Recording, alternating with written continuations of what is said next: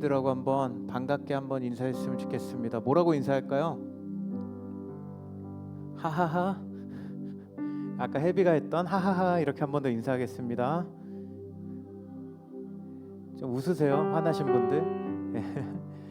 예, 우리 내일 이제 어디 가죠? 백령도에 갑니다. 그래서 우리 가는 사람들도 가지 않고 이곳에서 기도로 중보하는 사람들 모두 한 주간 놀라운 은혜를 경험하기를 원하고, 지금 모르겠어요. 지금 막 금요일에 태풍이 온다고, 우리 토요일에.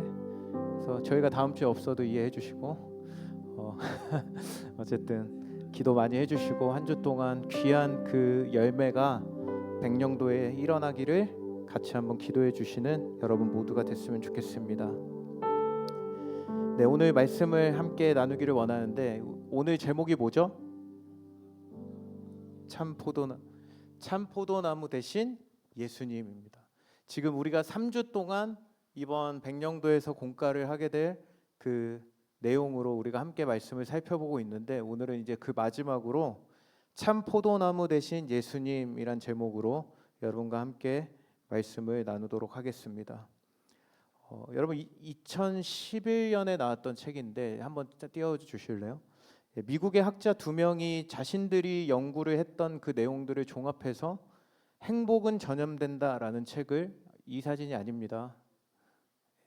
행복은 전염된다라는 책을 냈는데, 여러분 이 책에서 한 지역 공동체 사람들의 소셜 네트워크를 분석한 결과 2가지의 패턴이 눈에 띈다고 이야기를 하는데, 첫 번째 패턴은 무엇이냐면, 행복하지 않은 사람들은 행복하지 않은 사람들끼리 모여 있고, 행복한 사람들은 행복한 사람들끼리 모여 있다는 것이었습니다. 그리고 두 번째 패턴은 행복하지 않은 사람들 주변에는 사람이 없었다는 거예요. 없다는 것이었습니다.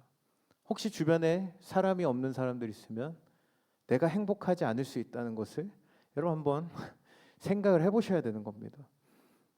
근데 이 연구를 통해서 이제 내 친구가 행복하게 되면 내가 행복해질 가능성이 15%가 증가한다고 이야기를 하고요.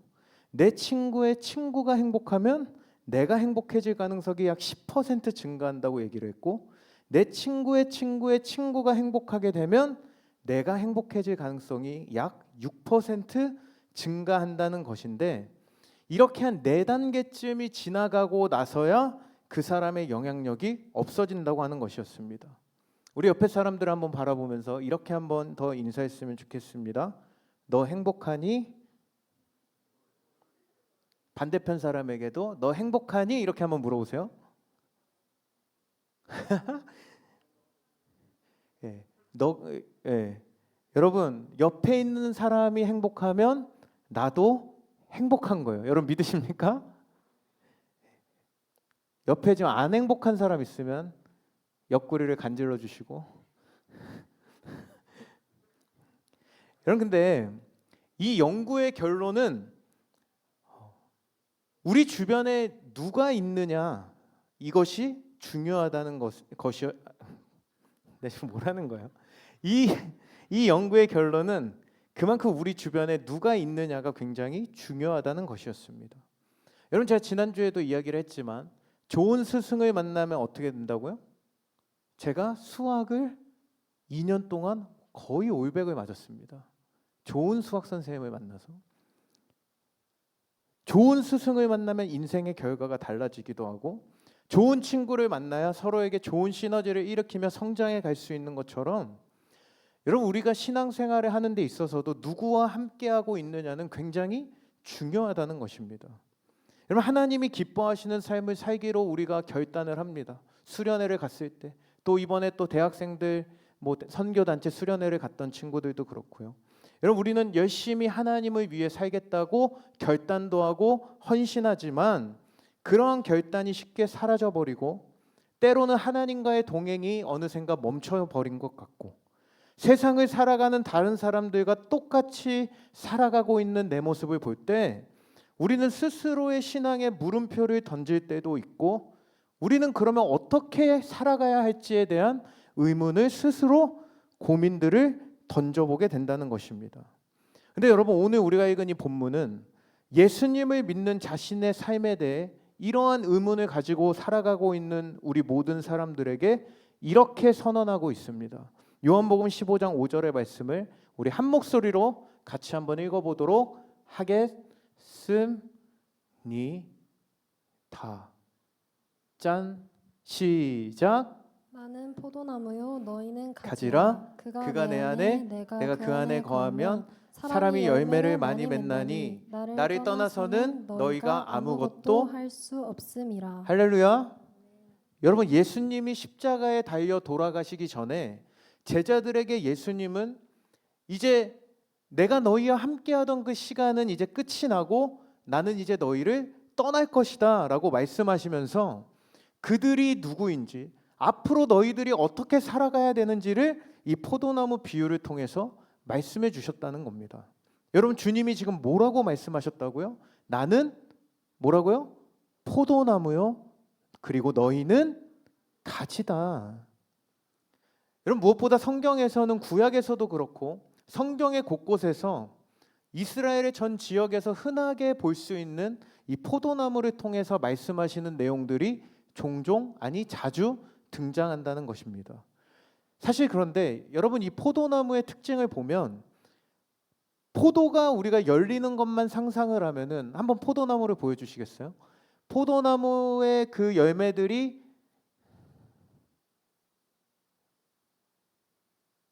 나왔네. 예, 포도 굉장히 먹고 싶죠? 여러분 이 포도가 열리는 것만 우리가 상상을 하면 엄청난 나무 같지만 사실 이 포도나무는 그렇게 쓸모가 있는 나무는 아니라는 겁니다. 이 나무는 구부러진 덩굴의 형태로 된 나무이기 때문에 이 나무를 다듬어서 가구를 만들기도 적합하지 않고 이 나무를 잘라서 종이를 만드는 것도 부족한 것이 바로 이 포도나무였다는 거예요. 사실 이 나무가 그렇게 쓸모가 있는 나무가 아니라는 것입니다. 근데 여러분 이 포도나무를 성경에서 계속적으로 사용했던 이유가 있다면 그 목적은 단 하나인데 그것이 무엇이냐면 바로 열매라는 것입니다. 뭐라고요, 여러분? 열매라는 거예요. 하나님께서는 이스라엘이 비록 포도나무와 같이 보잘것없고 부족한 투성이인 그들이지만 그들에게 이 포도나무라는 비유를 통해 말씀하시는 이유는 그들에게 하나님께서 원하셨던 게 뭐라는 거예요, 여러분? 바로 영적인 열매였다는 것입니다. 하나님의 선택받은 백성으로서 그들이 살아가는 세상과는 다른 방식으로 살아가며 하나님 나라의 열매를 맺음으로 그들의 열매를 통해 이스라엘을 통해 이방 나라들이 하나님을 만나게 되는 구원받게 되는 것들을 생각하시고 포도나무라고 이름을 지어주셨던 것인데요. 여러분 그렇다면 여러분 왜 예수님은 오늘 말씀에서 왜 자신을 그러면 참 포도나무라고 말씀하셨을까요? 여러분 우리가 이것을 이해하기 위해서는 구약 성경의 당시의 배경을 이해할 필요가 있는데 여러분 시편 80편에 보면 이런 말씀이 있습니다. 시편 80편 같이 한번 읽겠습니다. 8절 시작. 주께서 한 포도나무를 애굽에서 가져다가 민족들을 쫓아내시고 그것을 심으셨나이다. 여기 보니까 뭐라고 말씀합니까? 주께서 한 포도나무를 애굽에서 가져와서 민족들을 쫓아내고 그것을 심었다고 말하는 거예요. 무슨 말이에요, 여러분? 바로 애굽에서 400년간 종되었던 포도나무를 뽑아내서 가나안 땅에 심었다는 것을 말하는데 여러분 그러면 여기서 이 포도나무는 지금 누구를 상징하는 거예요? 당연히 이스라엘 백성을 지금 상징하고 있는 말씀이라는 겁니다. 오랜 시간 애굽에 종되었던 이스라엘 백성들을 하나님의 약속의 땅이었던 가나안 땅으로 들어가게 하시면서 그 땅에서 포도나무의 정체성과 같이 열매 맺는 삶을 살아가라는 의미에서 그들을 포도나무를 심었다라고 표현을 하고 있었던 것인데요. 여러분 그런데 어떻게 됩니까? 성경을 보면 어떻게 되죠? 시간이 갈수록 애굽에서 건져내신 하나님, 광야에서 만나와 메추라기를 먹이신 하나님, 구름 기둥과 불 기둥으로 인도하셨던 그 하나님의 신실하신 선하신 인도하심을 잊어버린 채 그 땅에서 어떻게 살아가는 거예요? 하나님을 잊어버린 거예요. 하나님을 등지고 살아가기 시작을 한 겁니다. 그러다 보니까 결국에 어떻게 됩니까? 여러분 시편 80편에 보면은 시편 기자는 이런 고백을 하고 있어요. 우리 14절을 같이 한번 읽어보겠습니다. 14절 시작. 만군의 하나님이여 구하옵나니 돌아오소서. 하늘에서 굽어보시고 이 포도나무를 돌보소서. 여러분 하나님께 죄를 범하여 심판을 받아야 될 운명이었던 그들을 돌보아 달라고 회복을 기원하고 있는 상황까지 이르게 되었다는 겁니다. 여러분 그래서 구약의 호세아서를 비롯해 예레미야, 에스겔을 포함한 구약 성경에서 실제로 이 심판을 받게 될 이스라엘을 표현할 때 전부 다 뭐라고 표현하고 있냐면 포도나무라는 이름으로 그들을 지칭하게 되었다는 것입니다. 여러분 이런 배경 안에서 오늘 시편 80편 14절에 포도나무를 돌보아 달라는 이 간구 앞에 여러분 하나님께서 그 기도를 들으시고 열매 맺지 못하는 포도나무 이스라엘을 비롯해 오늘을 살아가고 있는 우리 모든 인생을 위해 우리 모든 인생이 열매 맺는 인생으로 나아가게 하기 위해 이 땅에 오신 분이 누구라는 거예요, 여러분? 바로 예수 그리스도라는 것인데요. 여러분 이 시편 기자의 간절한 간구가 성취되고 동일하게 여러분 이 요한복음의 에고 에임이라는 신척 표현과 함께 참 하나님 되신 이 예수 그리스도가 열매 맺지 못하고 있던 포도나무들을 회복시킬 참 포도나무로 이 땅에 오셨다는 사실을 여러분 오늘 본문 1절에서는 선언하고 있었던 것입니다. 그런데 우리가 이제 2절을 보니까 우리가 굉장히 오해할 수 있는 말씀이 등장하고 있는데요. 우리 2절을 같이 한번 읽어보도록 할게요. 2절 말씀 시작. 무릇 내게 붙어 있어 열매를 맺지 아니하는 가지는 아버지께서 그것을 제거해 버리시고 무릇 열매를 맺는 가지는 더 열매를 맺게 하려 하여 그것을 깨끗하게 하시느니라. 여러분 뭐라고 말씀하고 있습니까? 물은 내게 붙어 있어 열매를 맺지 아니하는 가지는 어떻게 한다고 지금 말씀하고 있습니까? 제거해 버리겠다고 말씀하는 거예요. 여러분 무서워요? 무섭죠? 굉장히 잔인하고 무섭고 똑바로 너네 안 서면 다 제거해 버릴 거야. 지금 이 말씀을 성경이 하고 있다는 거예요. 여러분 그런데 우리가 알고 있는 이 구원론은 무엇입니까? 여러분 한 번 우리가 구원을 얻게 되면 구원이 취소되거나 우리의 행동에 따라 구원이 변경되는 일이 있다 없다? 처음 들어보시나요? 있다 없다? 없다고 배웠습니다. 맞으시죠 여러분? 근데 여러분 이 본문만 보면 분명히 열매를 안 맺으면 어떻게 하겠다는 거예요? 제거해 버리겠대요. 여러분 제거하겠다는 말은 성경에서 심판하겠다는 말입니다. 근데 여러분 우리가 지금 다니고 있는 교회가 어떤 교단에 소속되어 있는지 혹시 아십니까? 장로교 합동. 예, 잘 아시네요. 감사합니다. 예, 장로교 합동에 속한 교회입니다. 여러분 우리가 속한 이 교단은 누구의 신학 사상을 따르고 있는지 혹시 아십니까? 맞추시는 분에게 제가 진짜 맛있는 거 사드릴게요. 정답입니다. 칼뱅, 프랑스 말로는 영어로 칼빈의 그 신학을 우리가 따르고 있어요. 그래서 우리가 따르는 신학을 칼빈주의 신학이라고 얘기를 합니다. 근데 여러분 16세기, 17세기에 이 칼빈주의에 문제가 있다고 주장하며 발전되었던 개신교의 또 하나의 사상이 있는데 그 사상이 뭐였냐면 바로 그 당시 네덜란드에서 활동했던 아르미니우스, 이 어려워 이름이, 아르미니우스와 그의 제자들이 이렇게 주장을 했다는 거예요. 구원이라는 것은 예수를 영접하고 얻지만 순종하지 않고 자기 맘대로 살고 나쁜 짓 하면 그러면 구원이 인간의 행위 여부에 따라 취소될 수도 있고 변경될 수도 있다. 여러분 이런 구원의 논리를 가진 신학을 아르미니안주의라고 이야기를 한다는 거예요. 그래서 여러분 만약에 우리가 예수님을 믿고 영접했다 하더라도 우리가 좀 방황하거나 세상 속에서 하나님과 조금 멀어진 삶을 살다 보면 이 구원은 취소되고 다시 구원을 얻기 위해 노력해야 된다라는 것을 그들이 주장했다는 겁니다. 구원에 관해서는 인간의 행위가 선행돼야 된다는 것을 이야기했던 것인데요. 여러분 사실 이 신학은 사실 목회자의 입장에서는 굉장히 좋은 신학일 수 있어요. 왜냐하면 성도들에게 그리고 여러분에게 똑바로 안 하면 너희 다 구원이 취소될 겁니다. 이렇게 얘기하면은 여러분 어떻게 돼요? 뭔가 말을 좀 들어야 될 것 같고, 뭔가 교회 생활 열심히 해야 될 것 같고, 내가 오늘 헌금하지 않으면 큰일 날 것 같고.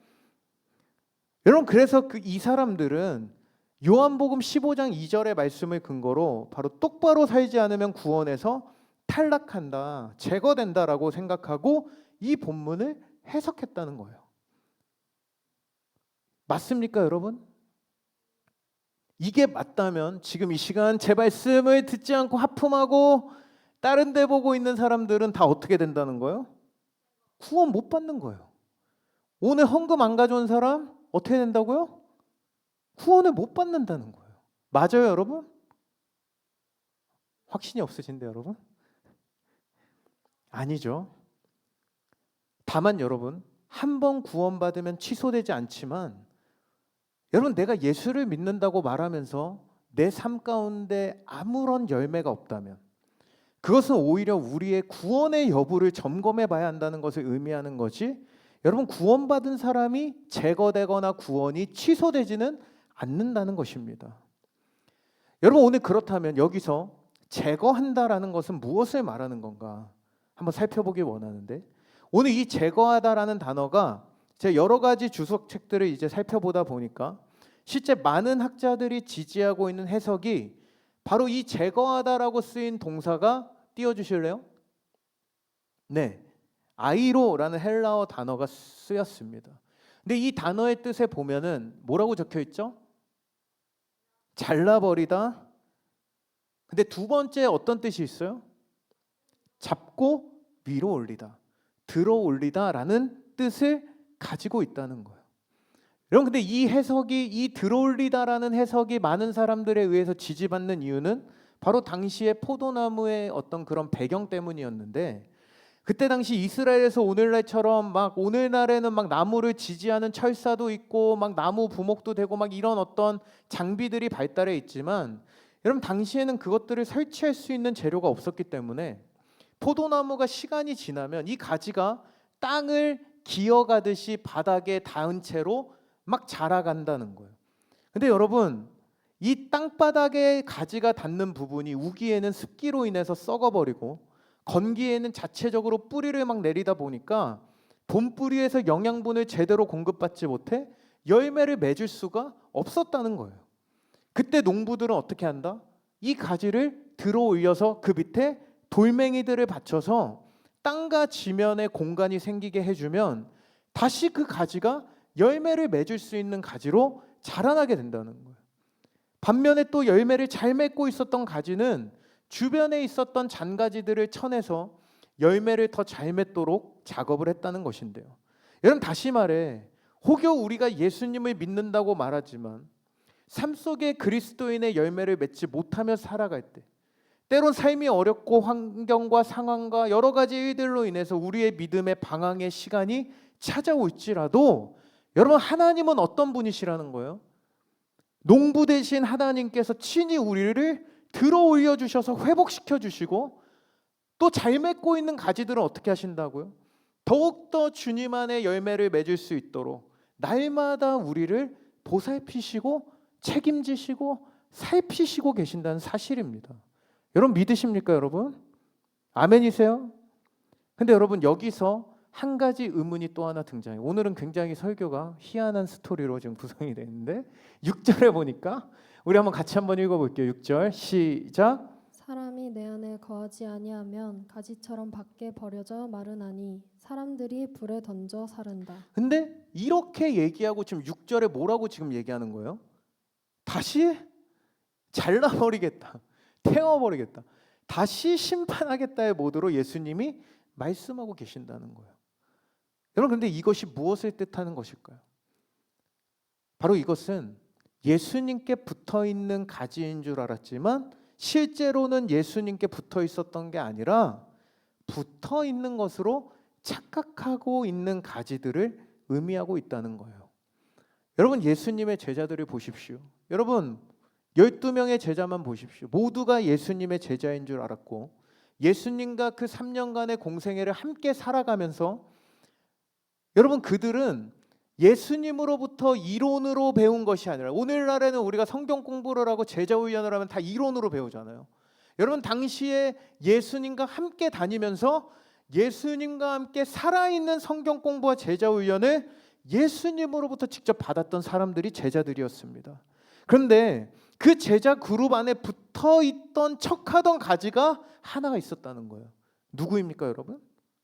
바로 예수님을 배반했던 가롯 유다였다는 거예요. 여러분, 남들이 볼 때는 유다가 괜찮은 제자인 줄 알았지만, 예수님 앞에 선 제자인 척 했지만 뒤에 선 예수님을 팔아넘겼던 자였어요. 제자이기 때문에 신실한 줄 알았고, 제자이기 때문에 예수님을 믿는 믿음이 있는 줄 알았지만, 실상은 제자인 척 가지인 척하며 예수님 주변을 그저 맴돌고 있었던 사람이었다는 겁니다. 근데 여러분, 교회 안에도 이 마음의 진정으로 예수 그리스도를 만나지 못하고 인격적인 교제 없이 종교 생활을 하고 있는 사람들에게는 오랜 시간이 지나도 여러분, 열매가 있을까요, 없을까요? 당연히 열매가 없다는 거죠. 여러분, 그런 자들은 스스로가 주님의 양분이 없기 때문에 말라 비틀어지는 가지처럼 그렇게 살다가, 영적으로 죽어있는 삶을 살다가 영원한 죽음을 맞이하게 된다는 겁니다. 여러분, 그렇기 때문에 성경은 오늘 우리에게 무엇을 요구하고 있는가? 우리 4절을 같이 한번 읽어보겠습니다. 4절 시작. 내 안에 거하라. 나도 너희 안에 거하리라. 가지가 포도나무에 붙어있지 아니하면 스스로 열매를 맺을 수 없음 같이 너희도 내 안에 있지 아니하면 그러하리라. 여러분, 주님이 너희 안에 거하시겠다고 말씀하시면서 가장 먼저 선행되어야 할 것을 뭐라고 말씀하시는 거예요? 내 안에 거하라. 밑줄 쳤죠, 제가? 내 안에 거하라 라고 말씀하신다는 거예요. 여러분, 그렇다면 예수님 안에 거하라고 말씀하시는데, 오늘 여기서 예수님 안에 거한다는 것은 무엇일까요? 여러분, 요한복음 6장 59절에 보면은 예수님 안에 거하는 것이 무엇인지를 이렇게 설명하고 있습니다. 우리 요한복음 6장 59절 시작. 내 살을 먹고 내 피를 마시는 자는 내 안에 거하고 나도 그의. 여러분, 뭐가 내 안에 거한다고요? 내 살을 먹고 내 피를 마시는 자가 주님 안에 거하는 거래요. 매일같이 빵집에 가서 빵을 뜯어 먹으며 주님 생각을 하고 와인 한 잔을 하며 주님의 피가 맛있네요 하라는 걸까요? 웃어주셔서 감사합니다. 뭘 말하는 거예요? 주님의 몸과 피를 먹으라는 것이 바로 예수 그리스도의 죽으심이 나를 위한 대속의 사건이었음을 믿음과 동시에 그 주님과 날마다 뜨거운 사랑의 관계로 연합되는 상태를 매일같이 갈망하는 삶이 바로 누구 안에? 내 안에 거하는 사람의 모습이라는 것을 말씀하는 겁니다. 여러분, 특히 여기서 거한다라는 이 말은 물리적으로만 그저 함께 있는 것이, 우리가 지금 여기 그냥 물리적으로 함께 있는 것만을 뜻하는 것이 아니라 뜨겁게 교제가 일어나고 있는 상태를 말하는 거예요. 여러분, 제가 요새 목사님들하고 월요일마다 등산을 가고 있습니다. 저도 이제 건강 때문에 운동을 하지 않으면 안 되는데 헬스장을 갈 수 있는 몸 상태는 아니어서 이제 등산을 가고 있는데, 여러분, 목사님들하고 매주 매일 월요일을 제외하고 사무실에 같이 출근하고 함께 호흡하고 한 공간에서 숨을 쉬며 함께 사역을 감당하고 있어요. 근데 여러분, 그 사무실이라는 공간 안에서 함께 살아가고 있다고 목사님들의 그 삶이 서로에게 공유되지는 않는다는 겁니다. 그냥 그곳에 함께 있는 거지 교제가 이루어지고 있다는 것은 아니라는 거예요. 그런데 여러분, 함께 등산을 가고, 여러분, 등산을 갔다 내려와서 뭘 할까요? 왕갈비를 먹어요. 아직까지 저는 한 번도 안 냈어요. 목사님들이 다 사시더라고요. 왕갈비에 함흥냉면 세트가 점심에 18,000원. 비싼 건가요? 비싸네. 뭐 제가 낼 거 아니니까. 아니, 얻어 먹는다고요. 어쨌든 어디야? 갈비를 먹고, 또 여러분, 북한 산자락 아래 얼마나 예쁜 카페가 많은지 몰라요. 여러분, 나중에 우리 청년들 단체로 등산 갑시다. 아멘. 커피를 마시면서 친밀한 교제가 일어나게 된다는 거예요. 여러분 다시 말해, 근데 등산 사진은 원래 여기서 보여줬어야 되는 거거든요. 예. 장진선 목사님, 제가 백령도 가자니까 안 간다고 하셔서 제가 복수하려고 좀 사진을 하나 가져왔어요. 정상에서 고소공포증 때문에 두려움에 떨고 있는 우리 장진선 목사님 사랑하고 축복하는 예, 같이 정상에서 찍은 사진인데요. 이렇게 매주마다 저희가 올라가서 벌써 북한산, 도봉산, 수락산, 관악산, 계양산은 저 빼고 가셨더라고요. 이번 주에 5개 산을 벌써 정복을 했습니다. 그래서 나중에 여러분과 함께 한라산에 갈 날이 오기를 간절히 소망합니다. 근데 여러분 다시 말해서 우리가 그저 교회에만 와서 주님이 계신 것 같네 정도만 느끼고 가는 것이 주 안에 거하는 삶이 아니라는 겁니다. 격렬하게 그분의 생명이 우리 안에 나누어지고, 여러분 무엇을 통해 나누어져요? 이 예배를 통해, 말씀을 통해 뜨겁게 찬양하고 주의 말씀에 귀를 기울이며 온 마음으로 우리가 다해 하나님을 찾고 기도하는 그 시간을 통해 매일의 삶의 여러분의 묵상과 큐티와 교제와 기도회를 통해 주님과 동행이 이루어지며 온전한 연합을 이루게 된다는 겁니다. 여러분 물론 우리는 살아가면서 때로는 힘들 때도 있고 은혜가 느껴지지 않을 때도 있고 어려울 때도 있고 오늘은 왜 이렇게 말씀이 지루한 거야 할 때도 있고, 늘 지루하죠. 죄송합니다. 마치 여러분 우리의 삶이 부부처럼, 여러분 결혼하면 날마다 로맨틱한 삶만이 우리에게 찾아올까요? 결혼하신 사람이라고 하면 안 되죠? 뭔 말하는 거야 지금?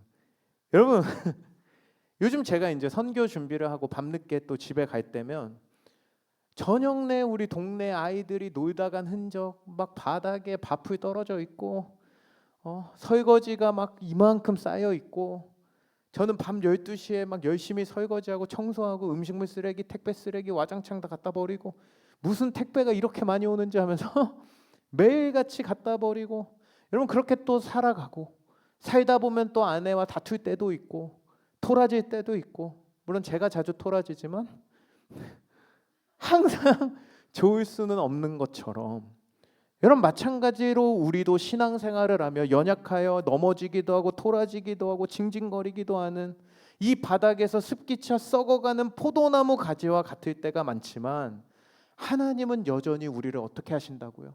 바닥에서 들어올려 열매 맺게 하시려고 우리에게 보내신 참 포도나무 되신 예수 그리스도와 우리는 뜨거운 교제로 나아가고 있는지가 가장 중요한 것이라는 것을 우리에게 말씀하고 있다는 거예요.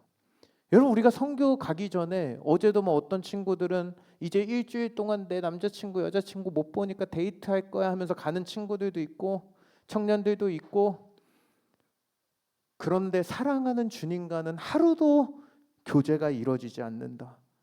그럼 그렇다면 이거는 어떤 거예요? 심각한 거죠. 여러분 이 사랑의 관계, 사랑의 연합 안에서만 바로 열매가 나온다는 것입니다.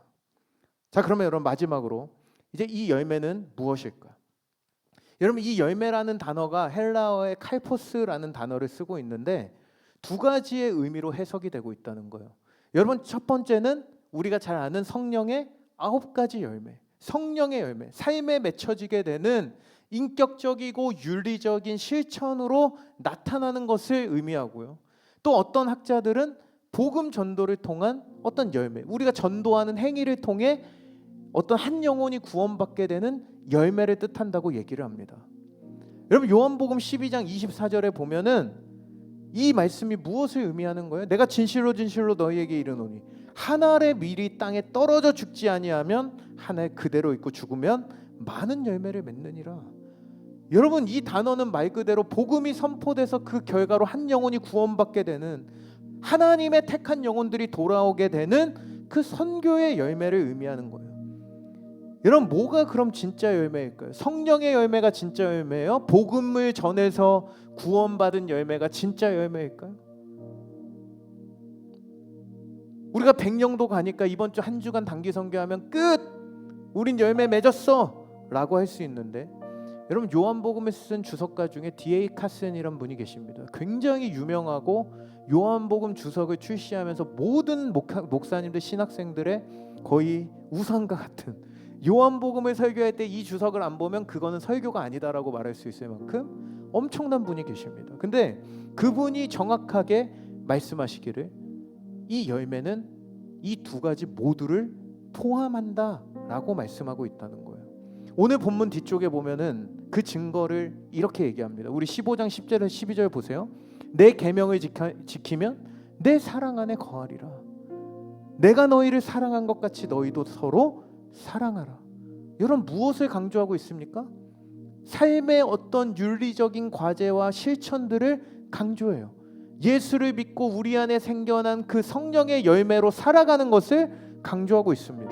그런데 이어지는 16절에서는 무엇을 강조하고 있냐면 이는 너희로 가서 열매를 맺게 하고 또 너희 열매가 항상 있게 하여. 여러분, 복음 전도를 통한 열매를 동시에 말씀하고 있다는 거예요. 다시 정리하면 오늘 우리 삶의 그리스도와의 연합을 통해 나타나야 하는 열매를, 여러분, 이 두 가지를 다 놓쳐서는 안 된다는 것을 이 말씀은 강조하고 있다는 겁니다. 여러분, 여러분이 태어나기도 전에 제가 어린 시절 1990년대만 해도 여러분 대학가를 가고 동네를 돌아다니고 홍대 거리를 가고 신촌의 거리를 가도 여러분 우리가 쉽게 찾아볼 수 있었던 것이 길거리 전도하던 분들이었어요. 수많은 사람들이 복음을 전하고 예수 믿으세요. 예수 믿지 않으면 지옥 갑니다. 예수 천당 불신 지옥 들어보셨죠? 이것을 정말 엄청나게 전하는 어떤 그 전도자들로 인해서 이 한국 교회가 어마어마한 성장을 1980년대 90년대 이뤄냈어요. 수많은 사람들이 모여지는 교회들이 계속해서 생겨나게 됐습니다. 그런데 여러분, 이 시기를 지나 2000년대에 들어오면서 어떤 문제가 찾아왔냐? 바로 이 믿음의 실력의 문제가 드러나기 시작했다는 거예요. 사람은 늘어났는데, 예배는 드리는데, 전도는 열심히 하는데 삶 속에 열매가 없는 삶을 사는 그리스도인들이 너무나 많은, 그로 인해 오늘 우리가 사는 시대는 어떻습니까? 이 코로나를 지나면서 여러분, 교회는 손가락질을 받고 예수 믿는 사람들은 부정적인 인식을 갖고 있는 것이 여러분 지금 오늘 우리가 살고 있는 시대의 모습이라는 거예요. 그렇기 때문에 여러분, 오늘 우리에게 요구되는 것은 무엇입니까? 어려운 삶의 현장에서도, 우리의 삶에서도 믿음으로 버티고 견디고 그 안에서 포도나무에 붙어있는 우리의 삶을 통해 그리스도의 열매를, 예수의 향기를 흘려보내는 자로의 부르심이 우리에게 요구되고 있다는 거예요. 사랑하는 여러분, 저는 오늘 우리 모두의 삶에 성령의 열매가 맺혀질 뿐만 아니라 여러분의 삶을 통해 그리스도의 사랑이 우리 삶의 모든 영역으로 흘러가게 되는 은혜가 있기를 주님의 이름으로 축복합니다. 여러분, 오늘 말씀을 정리하면서요, 여러분, 첫 번째, 오늘 했던 얘기를 정리하면 한번 같이 한번 읽어볼까요? 시작. 주의 자녀는 주님과 항상 연결되어 있어야 한다. 여러분, 제가 악기를 공부할 때 교수님이 저에게 항상 강조했던 게 있어요. 헤이 쌍 하면서 저는 항상 쌍이에요. 쌍. 욕하는 거 아닙니다, 여러분. 교수님이 항상 저에게 하루도 쉬어서는 안 된다를 매 수업마다 저에게 강조하셨습니다. 여러분, 이 음악을 할 때 이 악기를 연주하는 게 손가락에 있는 근육이 뭐라 그러죠? 메모리하는 것이기 때문에 이 근육이 기억을 저장한다고 그러죠. 근육이 기억을 저장하는 것이기 때문에 조금을 하더라도 매일 하는 것이 효과적이지 일주일에 하루 10시간 하는 것이 결코 효과적이지 않다는 것을 저에게 늘 귀에 못이 박히도록 말씀하셨다는 거예요. 운동도 마찬가지죠. 여러분, 만약 진수가 3대 몇 치세요? 한 500 치나요? 예, 한 500 친다고 들었어요. 여러분, 매일매일 해야 500을 치지 1년에 하루 가서 살 빼겠다고 가서 3대 500을 치면 어떻게 됩니까? 그냥 척추 부러지고 죽을 수도 있어요. 여러분, 꾸준함이 우리를 몸짱으로 만들어준다는 거예요. 여러분, 오늘도 주님 앞으로 돌아가서 매일의 삶의 말씀과 기도 생활 안에 주님과 깊은 교제를 누리는 여러분이 되기를 간절히 소망합니다. 자, 둘째 같이 읽겠습니다. 시작. 참된 주의 자녀는 여러분 이것이 바로 참 포도나무 대신 예수께 붙어 있는 증거가 되는 거예요. 여러분 한 사람이 한 공동 공간 안에서 살면 닮아가는 거 아시죠? 여러분 그래서 부부는 뭐하다? 닮았다. 여러분 부부도 그렇고 가족도 그렇고 자녀도 그렇고 행동도 삶의 방식도 치약을 짜는 방법도 그릇을 닦는 방법도 비슷해요. 가치관도 닮아간다는 거예요. 그래서 누가 제 아내와 제가 닮았다고 그러면 저는 기분이 좋은데 제 아내는 한숨을 쉬고 여러분 그리스도와 붙어 있는지는 바로 주님과 교제를 통해 그분을 닮아가는 것이고 그로 인해 우리 삶에 예수 그리스도의 냄새가 나고 그리스도의 열매가 맺히는 사람이 되는 것입니다. 아멘. 그리고 마지막 우리 같이 읽겠습니다. 시작. 참된 그리스도인은 열매와 함께 복음 전도가 항상 공존한다. 여러분 믿음의 실력을 키워 매일매일 세상 속에서 버티고 견디고 그래서 그렇게 살아가며 여러분 한 사람 한 사람에게 예수 그리스도의 향기가 퍼져나갈 때 마치 향수를 뿌리잖아요. 냄새나기 싫어서 그 향수가 진동하는 것처럼 여러분 우리가 그리스도의 향기로 진동하는 자들이 되는 거. 여러분 제가 저번에 한번 설교 때 얘기했죠. 제가 학교 다닐 때 외국 친구들 앞에서 늘 웃는 얼굴로 제가 사실 영어를 못해가지고 웃고 있었던 건데 이러고 있었더니 스마일맨으로 찍혀가지고 저는 굉장히 좋은 인상을 받고 늘 칭찬을 받고 날마다 한국 음식을 요리해서 베풀고 콩 한 쪽도 나누고 섬기며 살아갔더니 제가 얘기했죠. 나중에 저에게 Are you Christian? 그리고 나도 너가 다니는 교회를 가보고 싶다는 얘기를 들었다는 얘기를 했습니다. 여러분 저는 오늘 이 말씀을 통해 또 우리가 백령도 가서 이 말씀을 우리가 백령도의 아이들에게 나눌 거잖아요. 여러분 이 오늘 나눈 세 가지가 여러분의 삶에 풍성하게 나타나는 삶으로 변화되길 주님의 이름으로 축원합니다. 특별히 여러분 내일 이제 백령도로 우리가 나아갈 때 여러분 우리가 지금까지 기도로 준비했는데 이제 우리가 할 수 있는 거는 하나님께 맡겨드리는 거예요. 맡겨드리고 내 안에 계신 예수 그리스도를 통해 그곳에 내 안에 계신 예수님이 드러나는 것을 소망하고 갈망하는 마음으로 여러분 그 마음의 준비를 하고 나아가시는 저와 여러분이 되었으면 좋겠습니다. 그럴 때 여러분 하나님은 저는 이번에 백령도에 참 어떤 기대보다 참 하나님이 큰 일을 행하시겠구나. 그곳의 아이들을 만나주시겠구나. 하나님 역사하여 주시겠구나 라는 기대감을 갖습니다. 준비하는 과정부터 오늘 이 시간까지 참 쉽지 않은 시간들이었지만 여러분 정말 우리가 그 땅을 밟는 그 순간부터 하나님의 나라가 임하게 되는 놀라운 은혜의 축복이 여러분 내일부터 시작될 때 여러분 이곳에 남아있는 우리 청년들은 열심히 기도로 서포트 해주실 거죠? 이럴 땐 대답이 없어. 해주실 거죠? 예. 우리가 함께 가나 있으나 한 마음으로 이번 선교를 감당하는 저와 여러분 되기를 주님의 이름으로 축복합니다. 우리 한번 다 함께 그 자리에 한번 일어나서 우리 여호와께 돌아가자.